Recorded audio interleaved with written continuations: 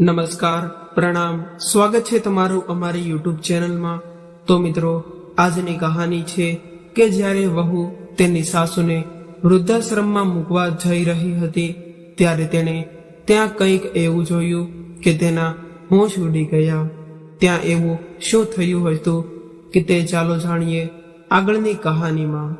કવિતાજી સવારે ઉઠીને મંદિર જવાની તૈયારી કરી રહ્યા હતા ત્યારે પુત્રવધૂની આંખ ખુલી અને તેણે તેના પતિ વિપુલને કહ્યું કે વિપુલ, આટલી વહેલી સવારે રૂમનો દરવાજો ન ખોલો। તમારી માં સવારના 5 વાગ્યાથી ખખડાટ કરવા લાગી જાય છે। સવારમાં આ સમયે સરસ ઊંઘ આવે છે અને તમારી માતા બધું જ તે ખરાબ કરી દે છે। તેને પોતાનું તો કાંઈ કામ હોતું નથી, બસ તેઓ તૈયાર થઈ જઈને મંદિરે જવા નીકળી જશે। અહીં હું ઉઠીશ અને આખો દિવસ ઘરના કામમાં વ્યસ્ત થઈ જઈશ। એમને શું છે, એ તો ન કંઈ કરે છે કે ન તો ઘરે બેસે છે, બસ એમને તો સવારે ઉઠ્યા છે કે મંદિરે ચાલ્યા જવાનું, મંદિરથી આવીને ખાવાનું પીવાનું અને સૂઈ જવાનું। પણ મારી પાસે તો ઘણા કામો હોય છે। ત્યારે વિપુલે કહ્યું, મીનાક્ષી, મને તારા કામનો હિસાબ સમજાતો નથી। ખબર નહીં કે આખો દિવસમાં તું શું કરે અને કેટલું કામ કરે છે। અરે, ઘરમાં નોકરાણી તો છે જે કચરા પોતા, વાસણો અને કપડાં ધોવા માટે આવે છે, છતાં તારી ફરિયાદ ચાલુ રહે છે। મીનાક્ષીએ કહ્યું, હા, ઘરમાં આ એક જ કામ થોડા છે, બીજા ઘણા બધા કામ કરવાના હોય છે। જ્યારે તારી માને ઘરમાં રહેવા મન ન લાગતું હોય તો તું તેને વૃદ્ધાશ્રમમાં કેમ નથી મોકલી આવતો? તે પણ શાંતિથી જીવશે અને હું પણ શાંતિથી જીવીશ। ત્યારે વિપુલ બોલ્યો, શું તું પણ એક વાત લઈને બેસી જાય છે? મારી માં તને સાફ સફાઈ અને શાકભાજી કાપવાનું કામ તો કરી આપે છે ને?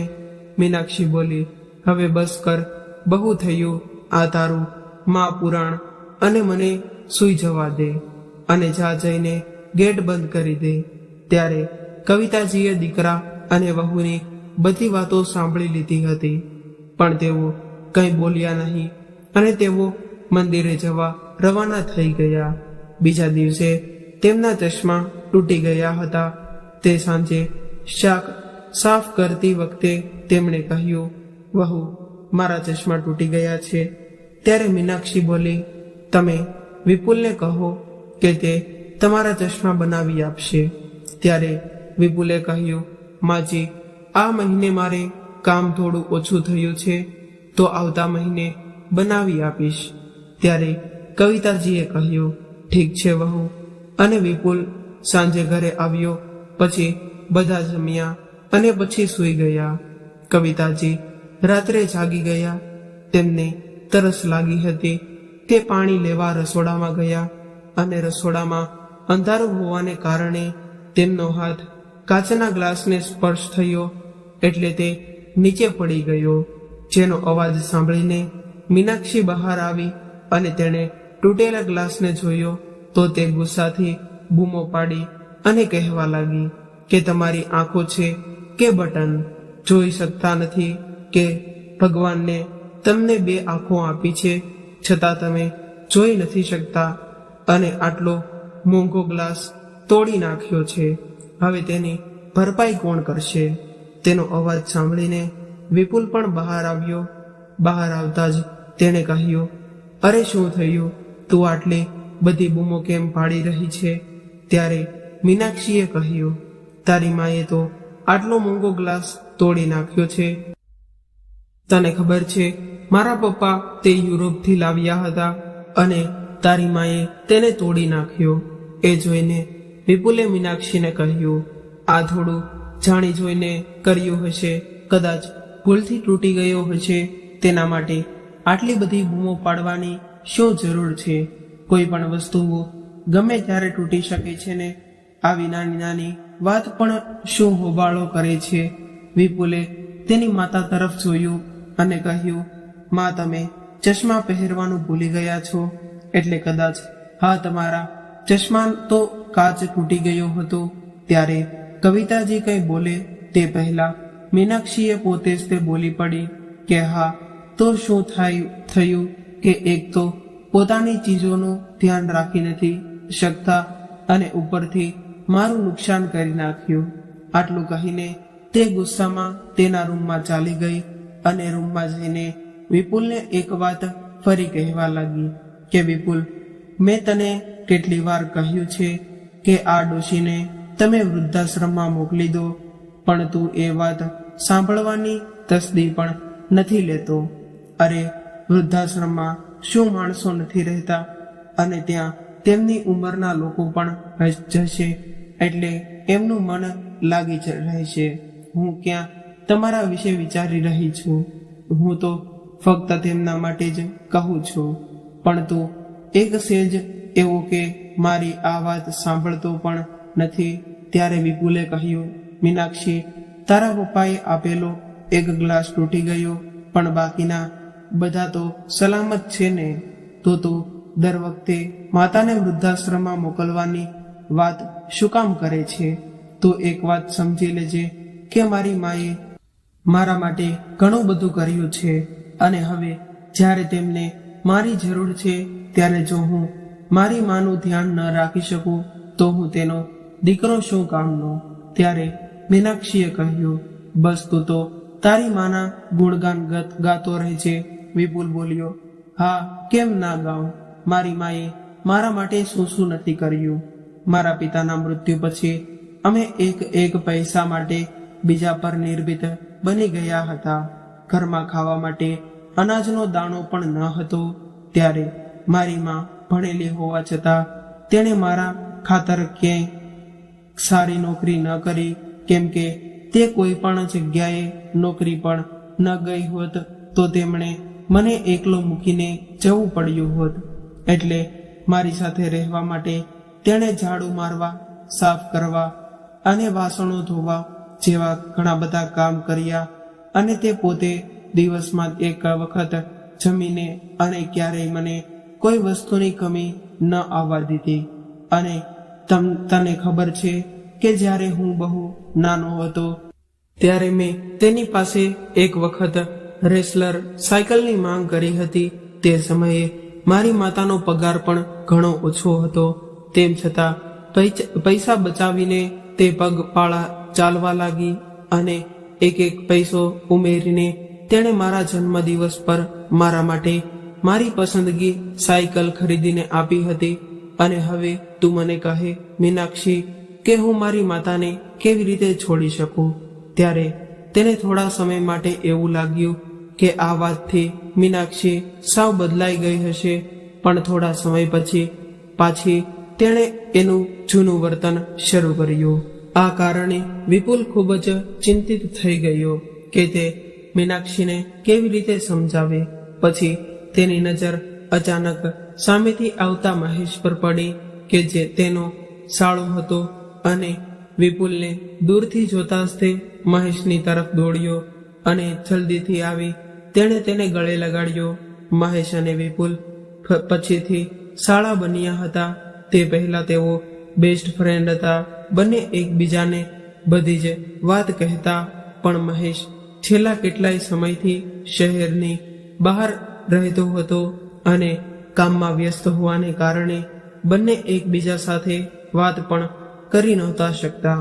અને આજે આટલા દિવસો પછી મળ્યા એટલે બંનેની ખુશીની કોઈ સીમા ન રહી. બંનેએ સાથે ડિનર કરવાનો પ્લાન બનાવ્યો હતો અને મહેશ અને તેની પત્ની બંને વિપુલના ઘરે જમવા આવવાના હતા. મીનાક્ષી આ વાતથી ખૂબ જ ખુશ હતી, કેમ કે તે પણ આટલા દિવસો પછી તેની ભાભીને મળવાની હતી. મીનાક્ષીએ તેના સાસુને કહ્યું, મારો ભાઈ અને ભાભી ઘરે આવી રહ્યા છે, તો મહેરબાની કરીને ખાવા પીવાનું ધ્યાન રાખજો. અને કવિતાજી એક સારી ગૃહિણી હતા અને તે પોતાના હાથ વડે ભોજનમાં મસાલા ઉમેરતા હતા અને તેમના હાથમાં એક અલગ જ જાદુ હતો. તેઓ ખાવાનું એટલું સ્વાદિષ્ટ બનાવતા કે સારી સારી હોટલ પણ ફીકી પડી જાય. અને કવિતાજીએ લગભગ બધું જ જમવાનું તૈયાર કરી દીધું હતું અને મહેશ અને તેની પત્ની અંદર આવ્યા કે તરત જ મીનાક્ષીએ તેના સાસુને જોઈને કહ્યું અને તે પોતે તેમને મળવા બહાર નીકળી ગઈ. બિચારી કવિતાજી તેમને લગભગ બધું જ જમવાનું તૈયાર કરી નાખ્યું હતું, પણ ખીરમાં ખાંડ ઉમેરવાની બાકી હતી અને તેમણે મીનાક્ષીને કહ્યું, વહુ પ્લીઝ ખાંડનો ડબ્બો ઉપાડી આપજો ને. અને મીનાક્ષીએ ઉતાવળમાં ખાંડને બદલે મીઠાનો ડબ્બો પકડીને આપી દીધો અને બહાર જતી રહી. ચશ્મા ન હોવાને કારણે કવિતાજીએ એ જ મીઠાને ખાંડ સમજીને તેને ખીરમાં નાખી દીધું. મહેશ અને તેની પત્નીએ આવવાની સાથે જ તે કવિતાને યોગ્ય માન આપ્યું અને તેમના પગને સ્પર્શ કરી પ્રણામ કર્યા. પછી તેની બહેન મીનાક્ષીને મળ્યા અને ત્યારે જ વિપુલ પણ બહારથી થોડીક વસ્તુઓ લઈને ઘરમાં આવ્યો. એટલે બધા સાથે બેસીને વાતો કરવા લાગ્યા. મહેશ અને તેની પત્ની માટે નાસ્તાની બધી જ વસ્તુઓ લઈને કવિતાજી આવ્યા, પણ મીનાક્ષી ત્યાં જ બેઠી રહી. ત્યારે મહેશ અને તેની પત્ની આ બધું જોઈ રહ્યા હતા, પણ તેઓ કંઈ બોલ્યા નહીં. નાસ્તો કર્યા પછી બધા ત્યાં બેઠા અને વાતો કરી રહ્યા હતા. એટલે કવિતાજી ભોજન બનાવવા રસોઈમાં ચાલ્યા ગયા.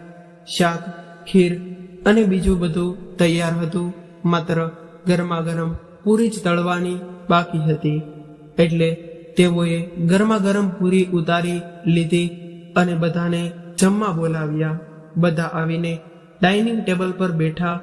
બધા લોકો ગરમા ગરમ અને સ્વાદિષ્ટ ભોજનનો આનંદ લેવા લાગ્યા. પહેલું ભોજન ટુકડો ખાતા જ મહેશે કહ્યું, ઓહ મીનાક્ષી, તું તો ખૂબ જ સ્વાદિષ્ટ ભોજન બનાવે છે. ત્યારે કવિતાજી કંઈ બોલે તે પહેલા મીનાક્ષીએ કહ્યું, હા ભાઈ, બધા લોકો ધીમે ધીમે શીખે છે, હું પણ શીખી ગઈ. અને કવિતાજી કંઈ બોલ્યા નહીં અને તેઓ જમવાનું બનાવીને બધાને ખવડાવતા રહ્યા. બધાએ જમવામાં ખૂબ જ વખાણ કર્યા અને જ્યારે પછી મીનાક્ષીએ કહ્યું, મમ્મી પ્લીઝ કંઈક મીઠી વસ્તુ લઈને આવો ને. ભાઈ પણ ને ખબર પડવી જોઈએ કે તેની બહેન કેટલું સ્વાદિષ્ટ ભોજન બનાવે છે. પછી કવિતાજી બધા માટે ખીર લઈને આવ્યા અને જેવી બધાએ ખીર ખાવાનું શરૂ કર્યું કે તરત જ બધા વોશરૂમ તરફ દોડ્યા, અથવા તો કોઈએ તો ડસ્ટબિનમાં જ તે ખીર નાખી દીધી. મીનાક્ષી થોડી ગભરાઈ ગઈ, એટલે પછી તેણે જાતે જ તે ખીર ચાખી અને ચાખ્યા પછી તેણે ખૂબ જોરથી બૂમ પાડી, મમ્મીજી, તમે આ શું કર્યું? તમને કોઈ અક્કલ છે કે નહીં? તમે ખીરમાં સાકરને બદલે મીઠું નાખ્યું છે. ત્યારે જ તે મહેશે આવીને મીનાક્ષીને કહ્યું, મીનાક્ષી, જમવાનું તો તે બનાવ્યું હતું, તો આંટીને કેવી રીતે મીઠું નાખ્યું હશે? મીનાક્ષી સાવ ચૂપ રહી ગઈ. ત્યારે કવિતાજીએ હાથ જોડીને કહ્યું, દીકરા, મને માફ કરી દે, મારી ભૂલ થઈ છે. વહુએ કંઈ નથી કર્યું, મેં જ ખીર બનાવી હતી અને મારાથી જ તેમાં મીઠું પડી ગયું હતું.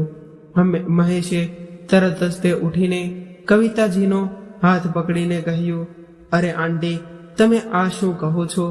અમે તો તમારા છોકરા જેવા છીએ. મારી સામે હાથ ન જોડો. અને કોઈ વાંધો નથી, આની નાની નાની ચીજો બનાવી રહે છે. મહેશ અને તેની પત્ની જમ્યા પછી ત્યાંથી નીકળી ગયા. પણ મીનાક્ષીએ વાત અહીં પૂરી કરી ન હતી. તેના ભાઈ ભાભી ગયા પછી તે તેના સાસુની પાછળ પડી ગઈ હતી અને કવિતાજીને પૂછ્યું, તમને તકલીફ શું છે? તમે મને શાંતિથી કેમ જીવવા નથી દેતા? તમારાથી મારી થોડી ખુશી પણ સહન નથી થતી. કવિતાજીએ કહ્યું, પણ વહુ, ખાંડને બદલે તે જ તે મને મીઠાનો ડબ્બો કાઢીને આપ્યો હતો. ત્યારે જ તે વિપુલ મહેશને છોડીને અંદર આવ્યો. તેણે કહ્યું, માં, તે પણ ધ્યાન કેમ ના આપ્યું? ચાલો, એ પણ કંઈ મોટી વાત નથી, પણ હું હંમેશા જોઉં છું કે જ્યારે તમે ભૂલ કરો છો ત્યારે તમારી પાસે ચશ્મા નથી હોતા. એક કામ કરો કે તમારા ચશ્માને એક દોરી સાથે હું બાંધી આપું છું, જેથી તમે તેને અહીં તહીં રાખીને ભૂલી ન જાઓ. આ વખતે કવિતાએ વિપુલને બધું સત્ય કહી દીધું. તેણે કહ્યું, વિપુલ દીકરા, છેલ્લા 1 મહિનાથી મારા ચશ્મા તૂટી ગયા છે, જેને કારણે હું વસ્તુઓને બરાબર જોઈ નથી શકતી અને આ બધી ભૂલો થાય છે. વિપુલે કહ્યું, પણ માં, તે મને પહેલા જ કેમ ન કહ્યું કે તારા ચશ્મા તૂટી ગયા છે? એટલે કવિતાજી બોલી, બેટા, મેં વહુને આ વાત કહી હતી ત્યારે તેણે મને કહ્યું હતું કે આ મહિને તારો ખર્ચો ખૂબ જ વધી ગયો છે, તેથી આવતા મહિને મારા ચશ્મા બનાવી આપશે. તેથી જ તે મેં તને ફોન કરીને પણ કંઈ કીધું નહીં. વિપુલે મીનાક્ષીને સામે ગુસ્સાથી જોયું. મીનાક્ષીએ આંખો નીચે કરી નાખી. વિપુલ આ રોજિંદગી દિનચર્યાથી પરેશાન થઈ ગયો હતો અને તે કોઈ પણ ભોગે આનો ઉકેલ લાવવા માંગતો હતો. બીજે જ દિવસે મહેશનો ફોન આવ્યો. મહેશે વાતચીત પરથી અનુમાન લગાડ્યું કે વિપુલ થોડો અપસેટ છે. મહેશે કહ્યું, શું થયું વિપુલ? તું આટલો પરેશાન કેમ છે? ત્યારે વિપુલ બોલ્યો, કંઈ નહીં દોસ્ત, ઘરમાં રોજનું નાટક ચાલે છે. તારી બહેનને સમજાવીને હું ઘણો કંટાળી ગયો છું. તે હંમેશા એ જ વાત રટ્યા કરે છે કે તારી માને વૃદ્ધાશ્રમમાં મૂકીને આવ. તને ખબર છે ને કે મારી માએ મારા માટે કેટલો સંઘર્ષ કર્યો છે. આજે જ્યારે તેને મારી જરૂર છે ત્યારે હું તેને જીવનની સંધ્યાકાળમાં આ રીતે કેવી રીતે છોડી શકું? આ સાંભળીને મહેશ પણ હેરાન થઈ ગયો અને તેણે વિપુલ સાથે મળીને મીનાક્ષીને પાઠ ભણાવવાનો પ્લાન બનાવ્યો. બીજા જ દિવસે વિપુલે કહ્યું, માં, તારા કપડાં બાંધી લે, હું તને નવી જગ્યાએ લઈ જવાનો છું, જ્યાં તને ઘણા નવા મિત્રો મળશે અને તારા જેવી જ તે ઉંમરના લોકો ત્યાં હશે, જેથી તને એકલાતાનો અનુભવ નહીં થાય. ત્યારે કવિતાજી તેના કપડાં પેક કરીને વિપુલ અને મીનાક્ષી સાથે નીકળી ગયા. મીનાક્ષી આજે ખૂબ જ ખુશ હતી, કેમ કે આજે તેની ઈચ્છા પૂરી થવાની હતી. તે ઘણા સમયથી સાસુથી છુટકારો મેળવવા ઈચ્છતી હતી અને આજે એવું જ થવાનું હતું કે છેવટે તેણે સાસુથી છુટકારો મેળવવા માટે શું શું ન કર્યું હતું. તેણે તેની સાસુને ખૂબ જ ત્રાસ આપ્યો હોવા છતાં તે ઘર છોડવા તૈયાર ન હતા. વિપુલને પણ બહુ સમજવાની કોશિશ કરી હતી. ત્યારે અંતે વિપુલના દિમાગમાં આ વાત હતી. આવું વિચારતી વિચારતી તે પોતાની જાત સાથે હસી રહી હતી. ત્યારે અચાનક આ કાર બંધ પડી. વિપુલે કહ્યું, મીનાક્ષી, માની બેગ બહાર કાઢ. મીનાક્ષીએ ખુશીથી કહ્યું, આપણે શું વૃદ્ધાશ્રમમાં પહોંચી ગયા છીએ કે? ત્યારે વિપુલે દુઃખી મનથી માથું નમાવીને હા પાડી. મીનાક્ષીએ ખુશીથી કારમાંથી બેગ કાઢીને તેણે કહ્યું, હા હા, હું માજીની બેગ બહાર કાઢું છું, એમાં શું છે? આખરે તો હું તેમની બહુ છું ને, તેમની સેવા કરવી મારી ફરજ છે. માજી, તમે આરામથી બેસો, હું તમારી બેગ કાઢી આપીશ અને તમને અંદર પણ છોડી દઈશ. ત્યારે કવિતાજી હવે અનુભવી રહ્યા હતા કે આજે તેઓ હારી ગયા છે, અથવા તો તમે એમ પણ કહી શકો છો કે આજે તેમણે તેમનો પુત્ર ગુમાવ્યો છે. અત્યારે તેઓ એવું અનુભવી રહ્યા હતા કે જે તેમણે છોડવા અહીં આવ્યો છે તે માત્ર મીનાક્ષીનો પતિ છે, પણ તેનો પુત્ર નથી, જેના માટે તેમણે આટલું બધું કર્યું હતું. તે વ્યક્તિ આજે તેમને અનાથની જેમ અહીં છોડીને જતો રહે છે. આ બધું વિચારીને એમની આંખોમાંથી આંસુ વહી રહ્યા હતા.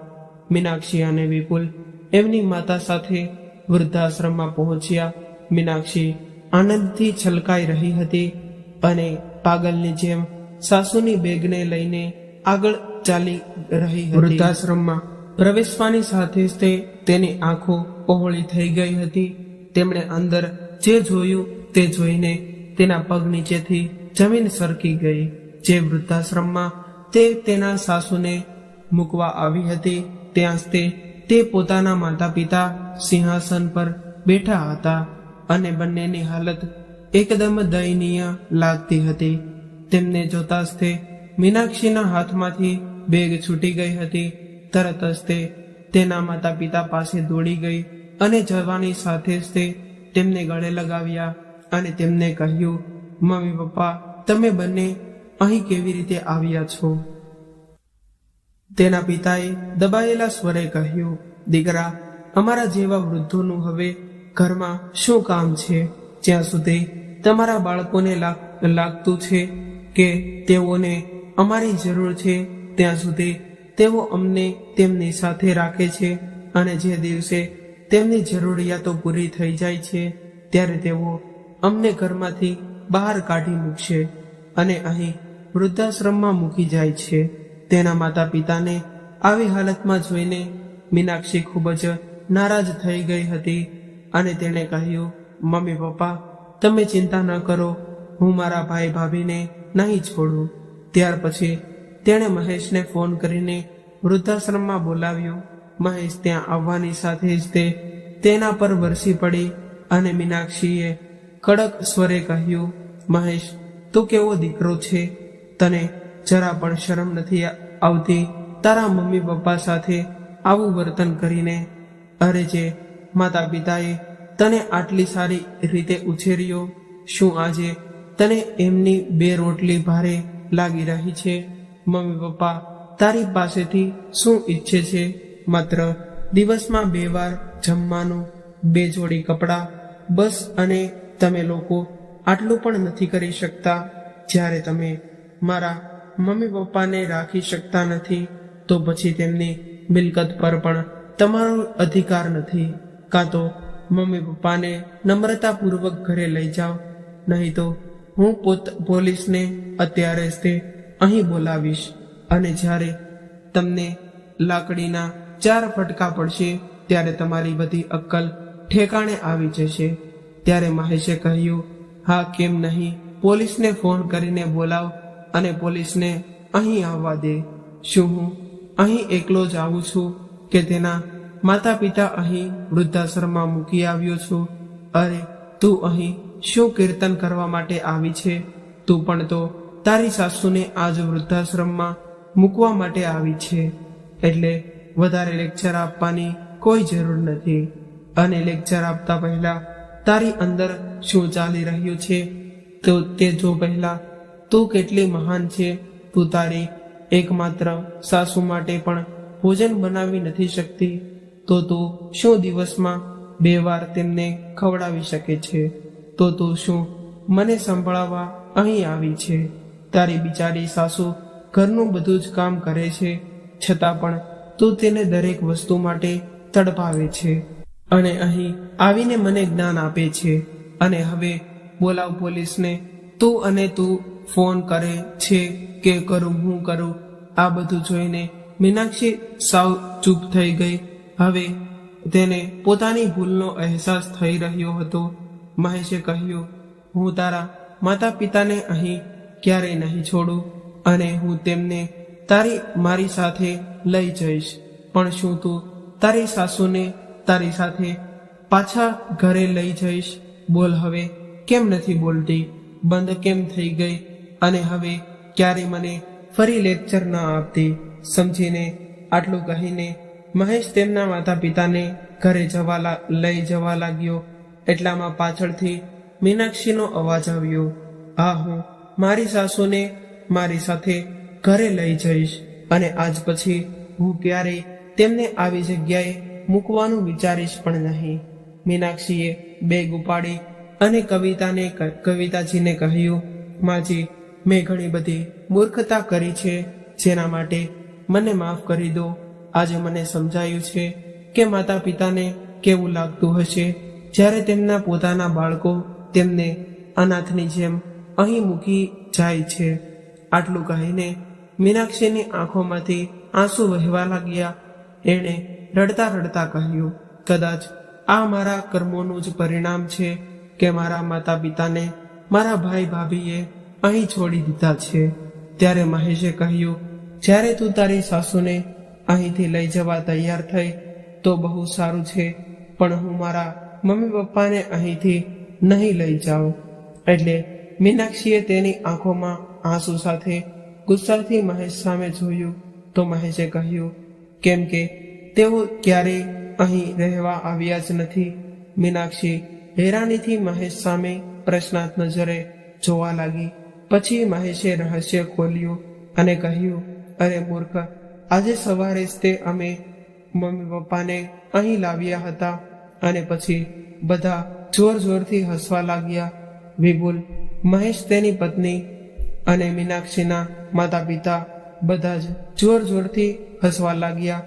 મીનાક્ષી વધુ જોરથી રડવા લાગી. પછી બધાએ તેને શાંત કરી અને સમજાવ્યું કે આ બધું તેને ભૂલનો અહેસાસ કરાવવા માટે ડ્રામા કર્યો હતો. અને પછી મીનાક્ષી તેના સાસુને અને મહેશ તેના માતા પિતાને સાથે લઈને તેમના ઘરે પાછા ફર્યા. ત્યારે બધા જ ઘટનાના ખૂબ ખુશ હતા અને અંતે બધું બરાબર થઈ ગયું હતું. મીનાક્ષી પણ હવે સમજદાર થઈ ગઈ હતી અને હવે તે તેની સાસુને તેની માતા માનવા લાગી. અને જેમ તેની ભાભી તેની સાસુને તેની માતા માનતી હતી તેમ એને તો તેની ભાભીને મીનાક્ષીને કહ્યું હતું કે લગ્ન પછી કંઈ પણ બદલાવાનું નથી. માત્ર માતાનો ચહેરો બદલાઈ જાય છે, પરંતુ તેના પ્રત્યેનો આપણો પ્રેમ ક્યારેય બદલાતો જ નથી. જો દરેક છોકરી તેની સાસુને પોતાની માં માની લે તો પછી પોતાના માતા પિતા વૃદ્ધાશ્રમમાં જશે નહીં અને આટલા બધા વૃદ્ધાશ્રમો પણ ખોલવાની જરૂર નહીં પડે. મીનાક્ષી આ વાત સારી રીતે સમજી ચૂકી હતી.